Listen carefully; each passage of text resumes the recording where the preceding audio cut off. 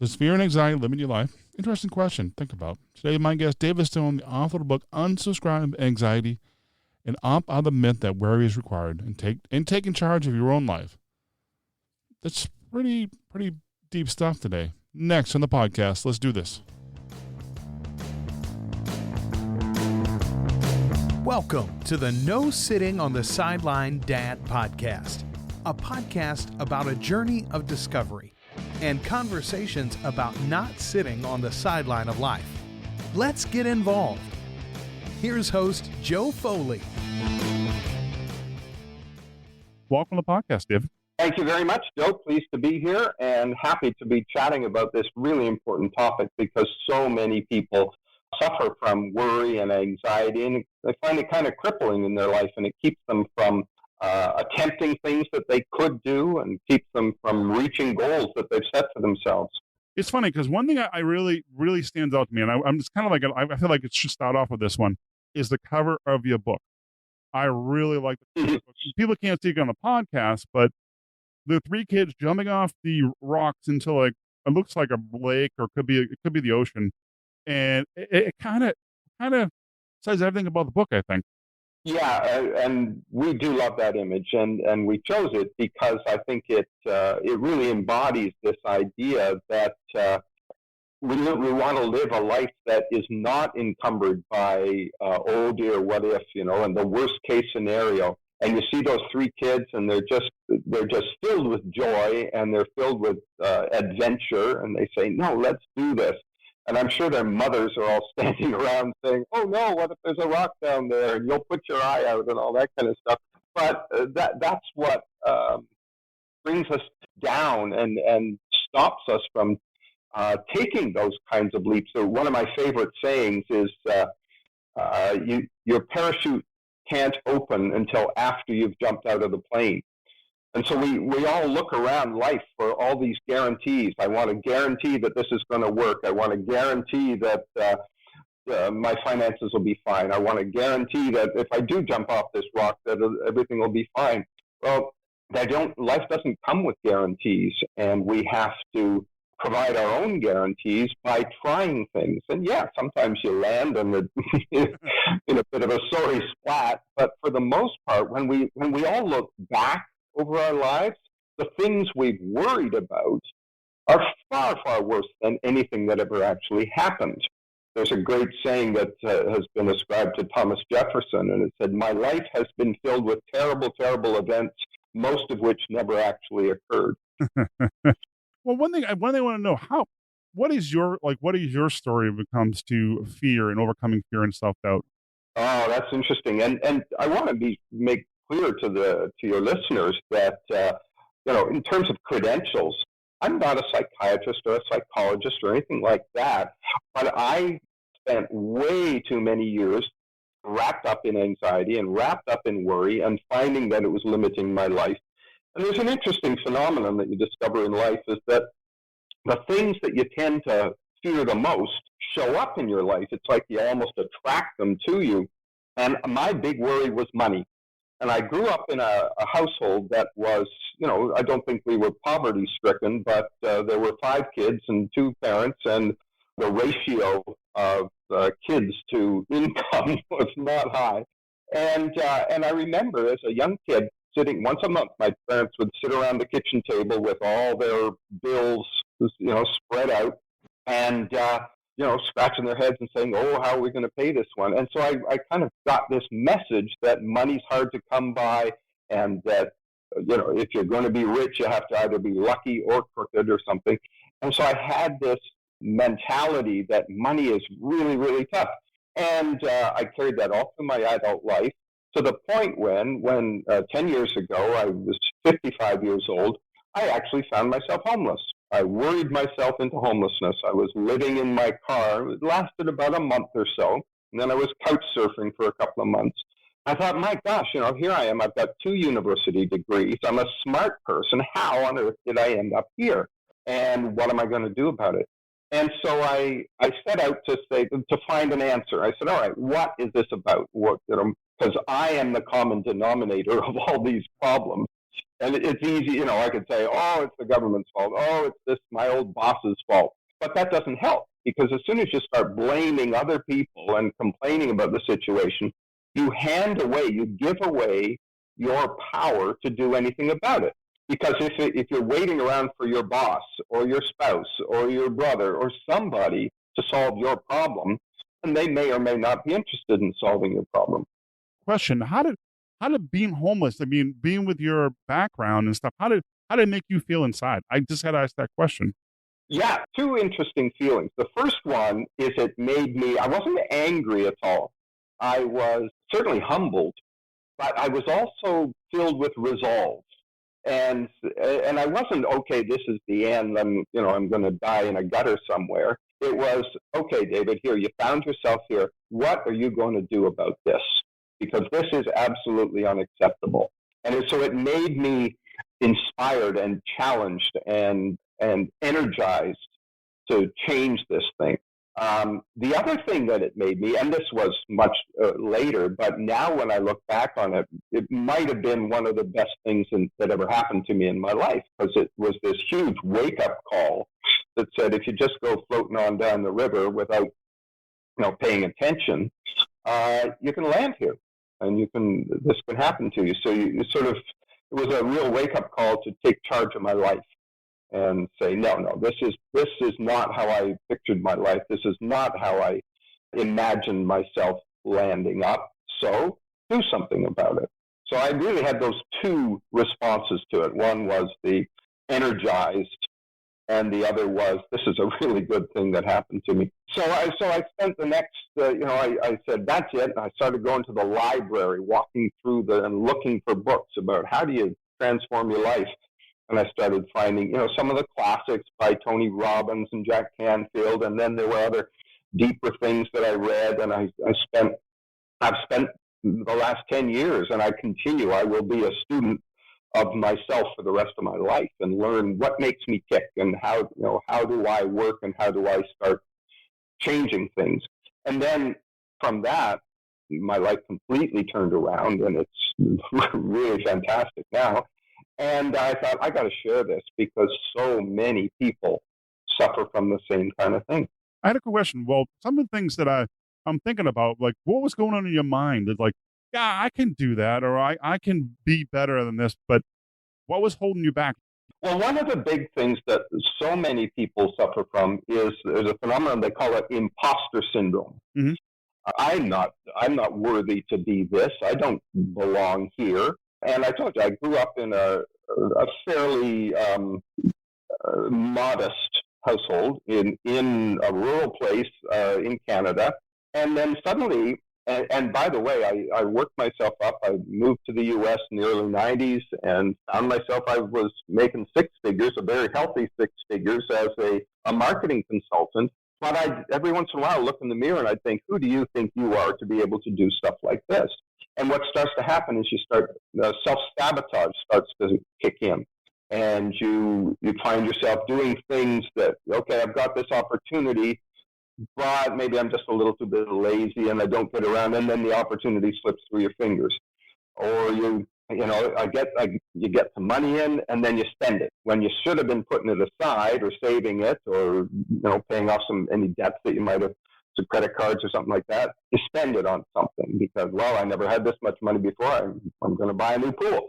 And then suddenly you think, whoa, there is no more. And you sort of, because of this self-sabotage thing that happens, you undo all the good that's trying to come to you.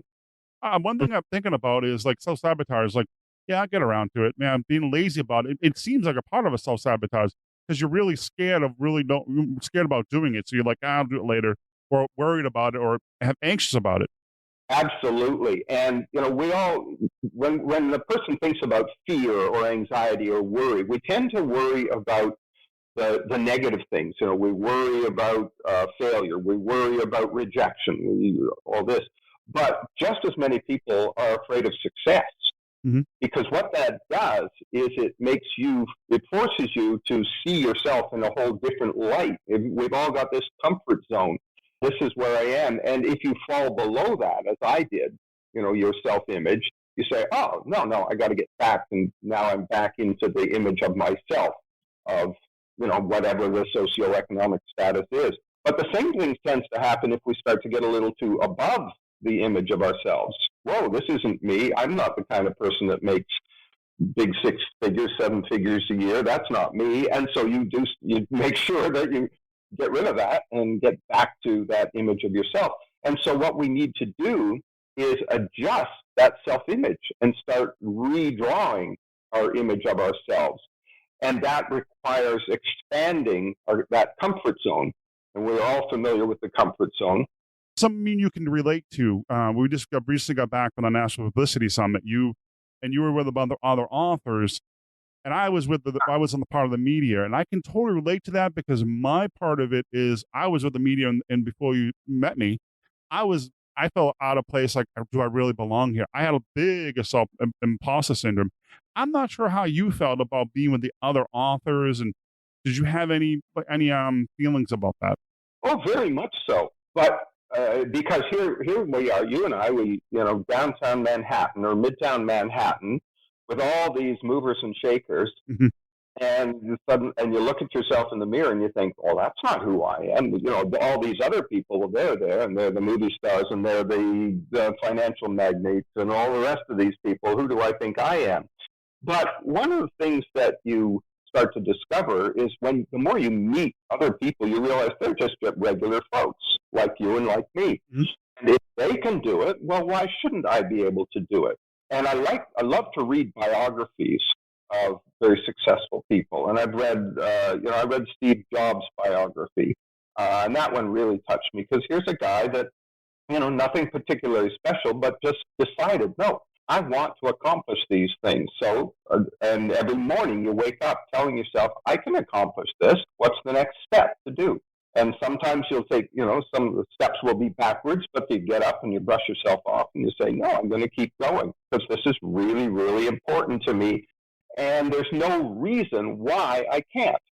And one of the techniques for overcoming anxiety is to become much more aware of how we worry, because thoughts just bubble into our heads all the time. Scientists aren't sure because nobody knows quite how to count, but generally they believe that every person has somewhere between 20,000 and 70,000 unique thoughts every single day.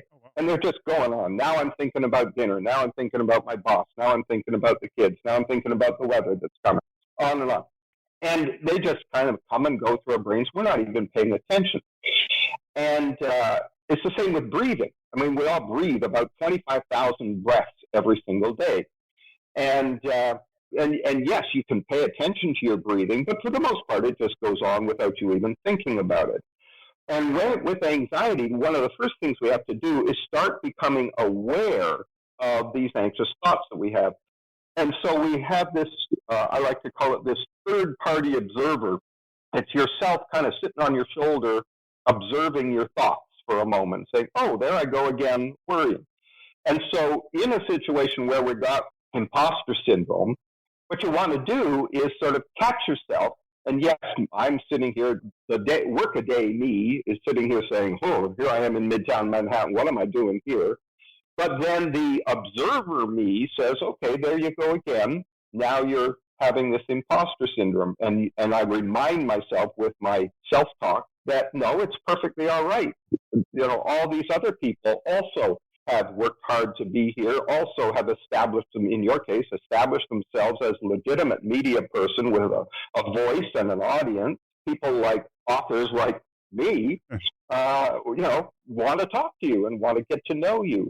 And so we start replacing that self-talk with more positive, more reinforcing discussions.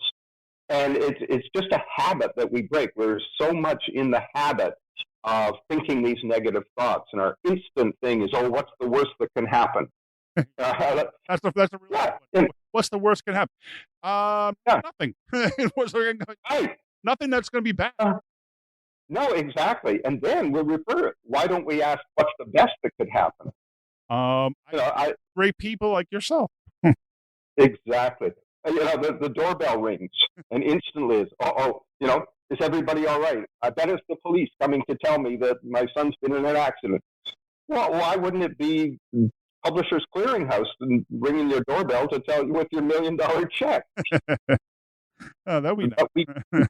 yeah, but why not? Why is it we always tend to think of the negative? And actually, there's a couple of reasons why it is that we go to that. And the first one is that humans are actually, our biology is pre-programmed with something called a negativity bias. Mm-hmm.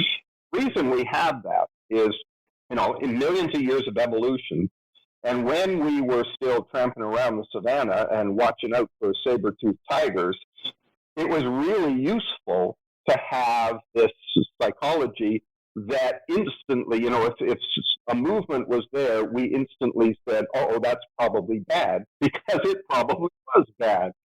But, we left that, the saber-toothed tigers and the mastodons long ago, but the biology is still with us. And so now our instant reaction is, oh, my friend didn't like my Facebook post, what's wrong? And we go to that kind of negative.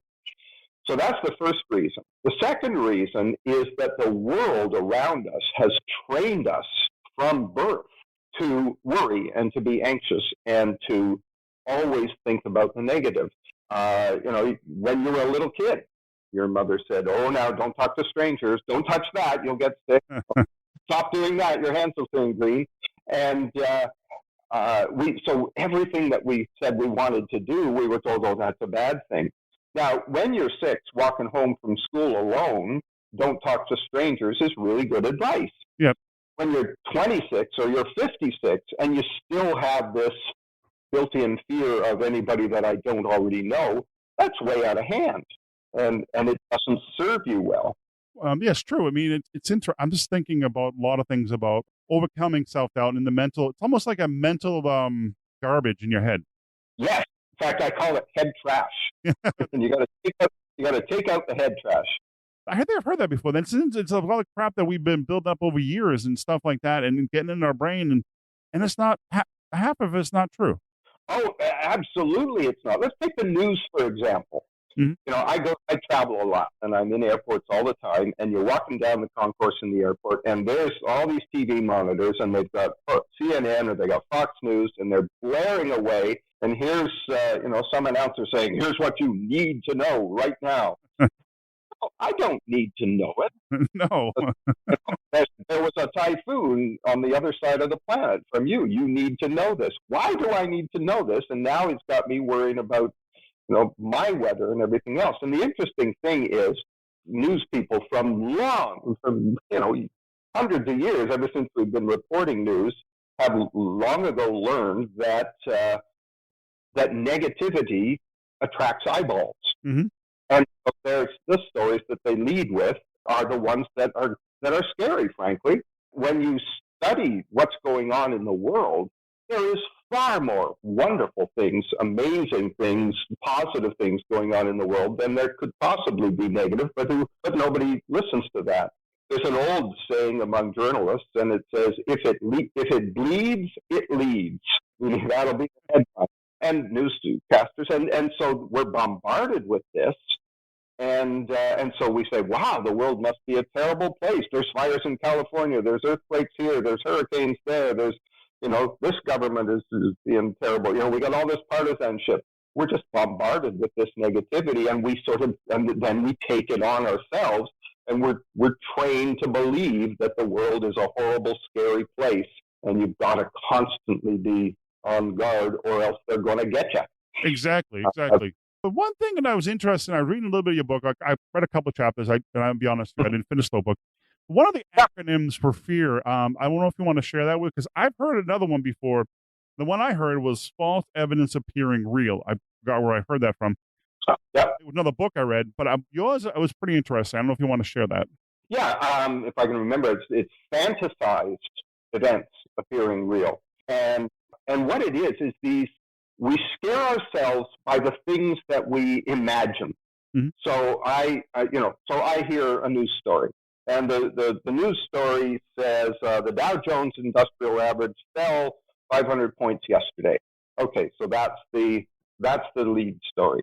Now, what do I do with that? I take that in, and then they bring on some pundit who's going to sit there and saying, the market really needs, and this is just the beginning of a massive market correction, and poor old the average investor and their retirement plan, they're really going to get hit hard. So now I'm going fast. I'm thinking about my retirement savings, and I'm thinking, oh boy, they're going to go away. And now I'm spinning down. I'm going to have no retirement. I'm going to, when I'm 65, I'm going to have to get 3 jobs and work 3 jobs, and I'm going to be living in some rusty old double wide in Nowheresville in the middle of nothing. And then I'm going to, not be able to afford that, and I'm going to be pushing an old shopping cart around looking to collect bottles so I can cash in to buy cat food, and that'll have to do for dinner. And none of these things are true. And so they're totally fantasized events, but in our minds, they appear real. And what happens is our bodies respond. When your mind is tight, your body tightens up. And so our heart rate goes up, and our blood pressure goes up. And cortisol, which is the chemical that goes into your bloodstream in one of those fight or flight situations, it's sort of our emergency response juice. Mm-hmm. It floods into your body, which is really useful if there's a saber-toothed tiger, but it's not useful if you spend all day with this sort of heightened anxiety, because cortisol has some terrible long-term effects if it's too much. So we get these fantasized events because I've created it totally in my mind. And then, of course, what happens tomorrow morning on the news? Well, the Dow Jones recovered and went up another 700 points, but you suffered this hideous torture because you've imagined all this stuff in your mind. Well, it's funny thing you say about the Dow Jones and the news about politics and stuff. It was on the news yesterday, I read, or I don't know what news station, but there was a big black hole found out in space, and it's eating up planets. And I'm like, for 1 second, well, what happened if they ate the Earth? We know my kid's only 6 now, but it's like, why am I even thinking about this stuff? It's not even... Exactly. It's funny because even the Weather Channel has a program on it, because they have to fill 24 hours a day with weather, mm-hmm. and they've got a show on there. I forget the exact name about it, but it's sort of disastrous space weather. All the weather that's going on out in space and how horrible it all is. Why do I need to know this? It might be interesting if I'm a scientist, but you're right. The story about a black hole, and here you are, worrying about what happens if the black hole eats us. Yeah. Well, and the answer is we all die. But what's the likelihood that that's actually going to happen in our lifetime? So in the next, however many billion years. Well, one thing I want to ask you: what is free practice? Let us avoid anxiety. I know it's something you talked about in your book. Well, there's a number of different practices that we have, and these are sort of the mental habits that we want to use to replace the anxiety. And there's a number of different ones, but one of them is that a lot of people who spend a lot of time with anxiety, and they're spending a lot of their time during their day worrying, one thing I like to call is replace it with purpose. Mm-hmm. So if I wake up in the morning and the only thing that I've got in my mind is, I got to go into this job that I don't like, and I bet my boss is going to tell me we're being downsized and everything else. And I bet the traffic on the way to work is going to be bad. And I bet the weather's going to start snowing. And then there'll be accidents and on and on and on. But if I have a purpose in my life, and I say, no, the reason I'm getting up this morning is because I've got things that I need to do that are really important things to do. There was a great phrase I heard, and again, it's sort of ascribed to different people, but it says that there are the 2 most important days of your life are the day you're born and then the day you figure out why. Why was I born? And that's what were you put here to do?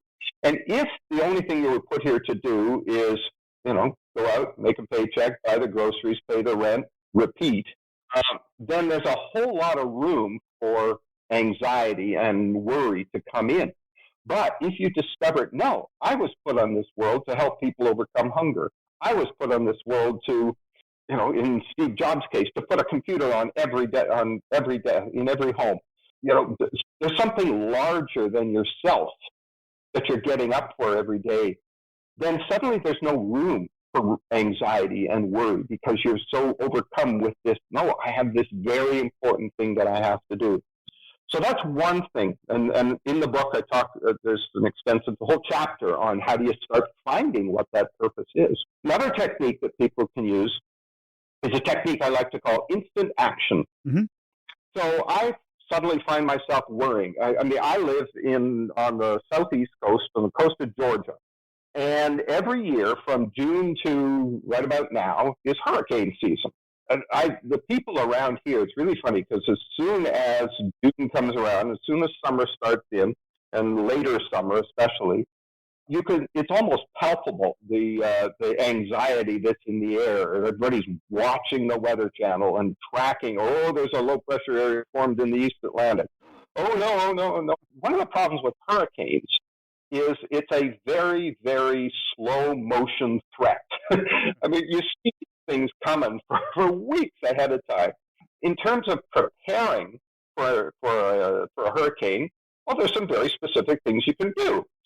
First of all, you have an emergency kit, and there's a million websites that'll tell you what you should have in this kit, and some bottled water and some canned stuff and batteries and whatever. They also say that, if they issue an evacuation order, and I've lived through a couple where we got evacuated, so, okay, which road am I taking out of town? And which direction am I heading? And, bring your patio furniture in off the deck. After that, there's absolutely nothing that you can do. So when you find yourself consumed with worry, or let's say you've got, you're a student, I got an exam coming up in 2 weeks. Great. Well, you can spend the next 2 weeks worrying about it, or right now, in the next 5 minutes, the next 15 minutes, you can sit down and write yourself a study plan and make a schedule. So that if you take instant action, and every single problem has the opportunity of taking some action on it. And worrying is a very, very different activity than problem solving. So let's shift over to problem solving. There's some action that you can take to help alleviate this problem, or not prevent it completely, then at least mitigate the outcomes from it. So there's all kinds of things that you can do.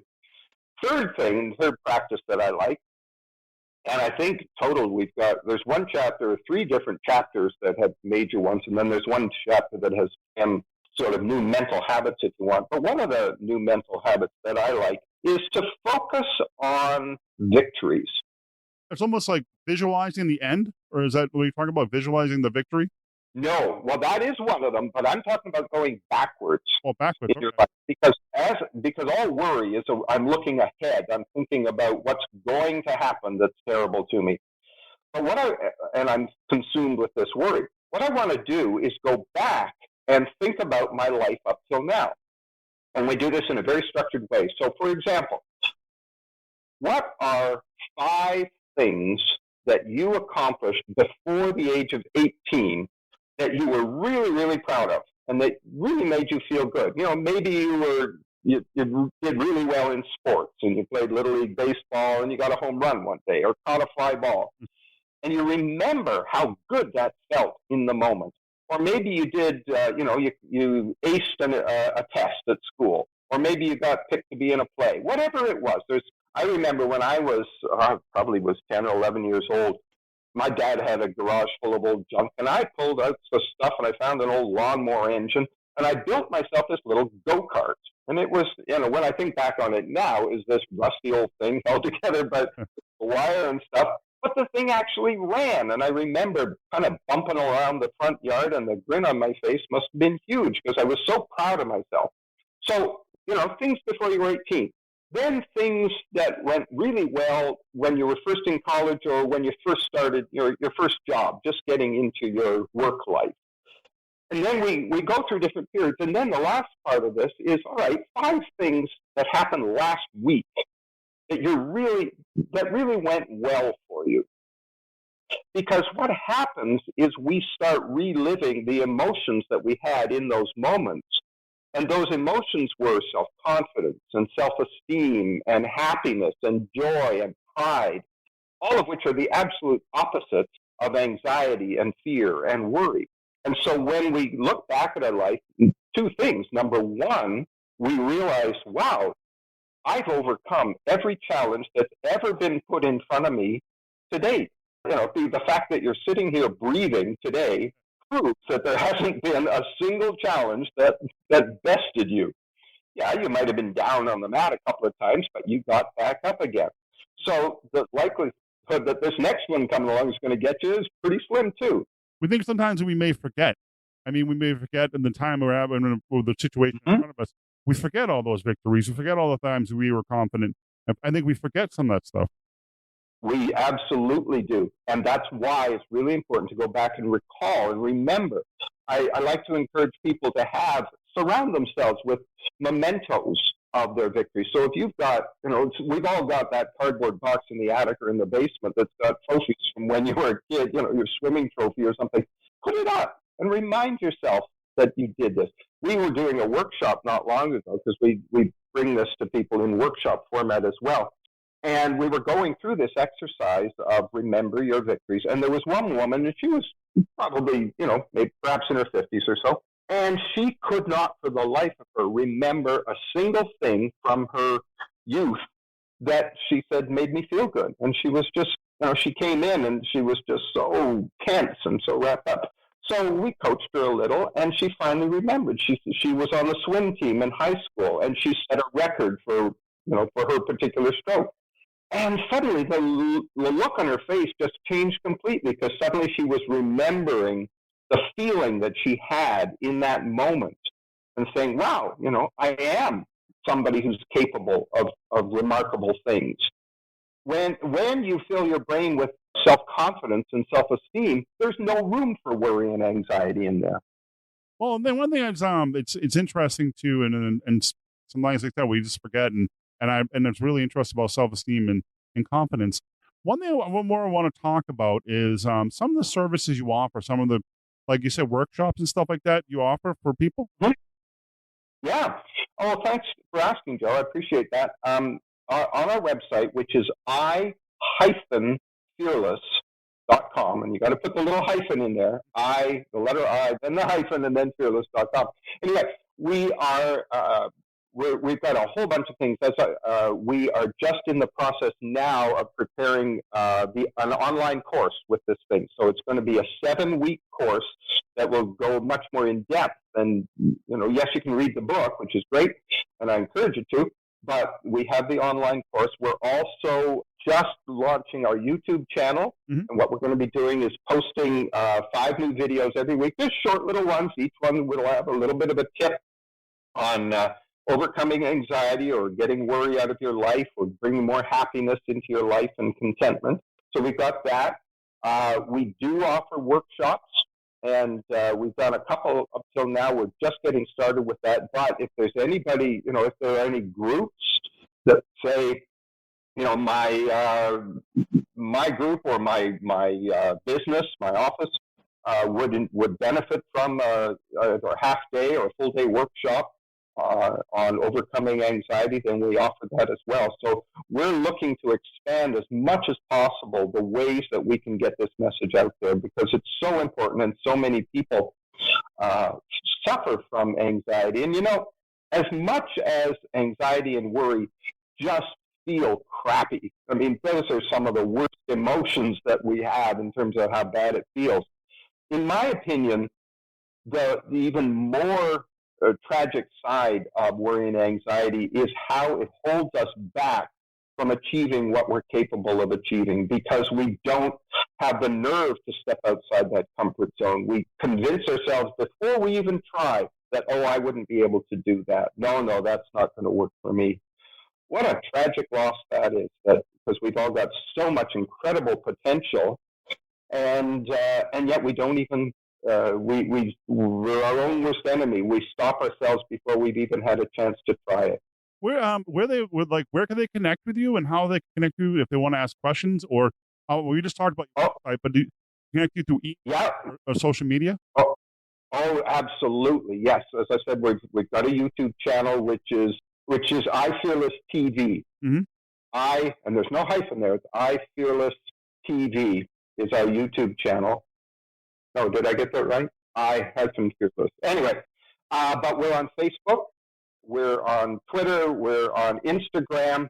And if they go to the website, you can find all the links to all of our social media. And yes, you can find, there's contact information.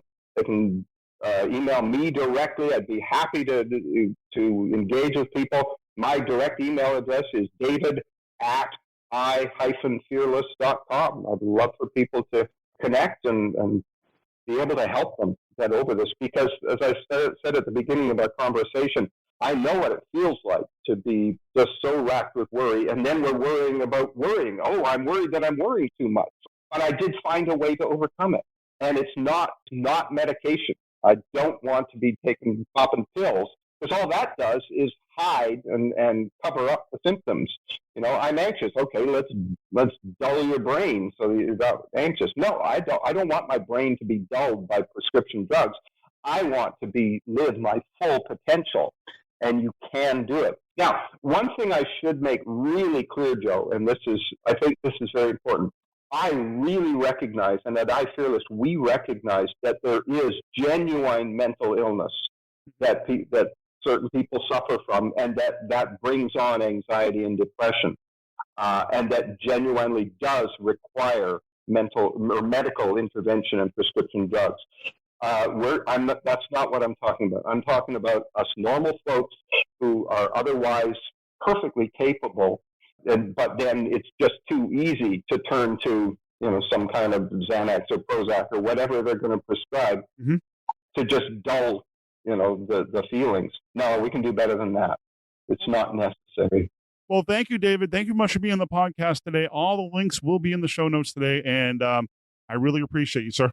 Oh, Joe, it's been a pleasure to be here. I love sharing this message, and I really appreciate that you invited me onto the show to share this with your listeners. Wrapping up the episode, I want to thank David Stone for being a guest on the podcast. You can find more about him over at i-fearless.com. You can find all links in the show notes over at nosittingonthesideline.com/83. Hey, please reach out on a comment. If you want to continue the conversation about this topic, leave a comment, say hello, just say, hey, I'm listening. Because you know what? We appreciate it, especially this time now with the coronavirus going on.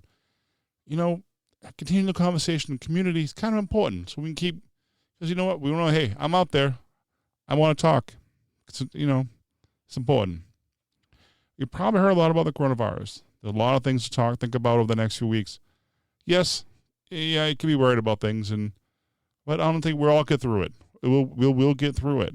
And all the people who are going through being sick right now, may God help them. May God be with them and your family and your thoughts and prayers. But we'll all get this through together. Take a minute and appreciate your family. And look out for your neighbors. This is an important time. We can all get through this together. Thank you for listening. Until next time, take care. Give your kids a hug. Tell them how much you love them. Really. Give them a big squeeze hug and tell them how much you love them, because that's what I'm going to do when I get off this time. Take care. God bless. See ya. Thank you for listening to the podcast. Please subscribe to the newsletter to receive updates of the show and helpful and useful tips. This has been a production of Foley 42 Media.